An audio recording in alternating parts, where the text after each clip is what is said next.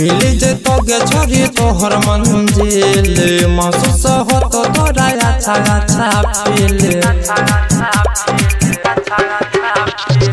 मिल जेतो गे छोरी तोहर मंजिल महसूस होतो तोरा अच्छा अच्छा फील सखी से फिटा करा बाहिले गे छोरी मसा डरवा के पटाइले तोरा अपन भैया जगाइले गे छोरी मसा डरवा के पटाइले गे तू अपन सजिया सजाइले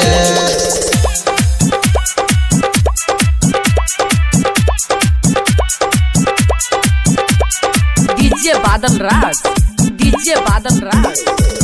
लाग छोरी सच में गोरा की तू तमाल टपगे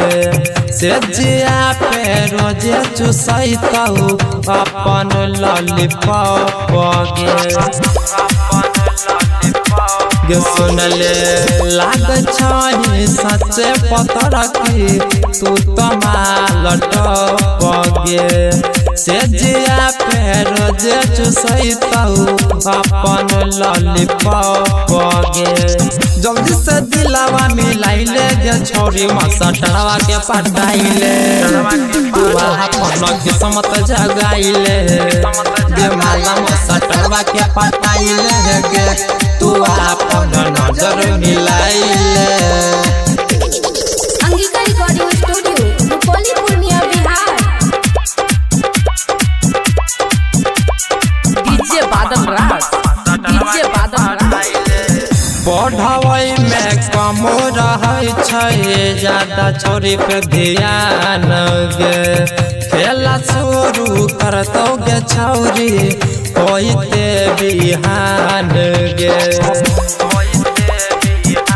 गे गोरखी पढ़ाई में कम रहे छै ज्यादा छोरी पे ध्यान गे खेला शुरू करतौ गे छौरी होइते बिहान गे कहे छो सच बम बम छोटू गे छौरी मसा डरवा के पटाइले तू अपन किस्मत जगाइले गे छौरी मसा डरवा के पटाइले गे तू अपन किस्मत बनाइले SRS Entertainment present